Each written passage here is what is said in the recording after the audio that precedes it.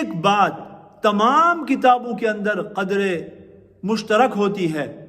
اور تمام طالب علموں میں، تمام اساتذہ میں، اور سب سے پہلی بات کہ ہر استاد، ہر طالب علم کو ہر کتاب شروع کرنے سے پہلے ایک بات کرتا ہے، سب سے پہلے ایک بات تصحیح نیت، کہ نیت ٹھیک کر لو کہ آپ یہاں پر جو مدرسے میں آئے ہیں، یہ علم حاصل کرنے کے لیے جو آئے ہیں، یہ کتاب جو پڑھ رہے ہیں اور جو شروع کر رہے ہیں، اگرچہ وہ کتاب منطق کی کیوں نہ ہو، اگرچہ وہ کتاب فلسفے کی کیوں نہ ہو، اگرچہ وہ صرف یا نحو عربی گرامر کی کیوں نہ ہو، آپ کس لیے پڑھ رہے ہیں؟ آپ اس لیے پڑھ رہے ہیں مما یبتغى به وجہ اللہ، کہ اس سے آپ اللہ کی رضا حاصل کریں۔ آپ اس لیے علم حاصل نہیں کر رہے، آپ اس لیے عالم نہیں بن رہے کہ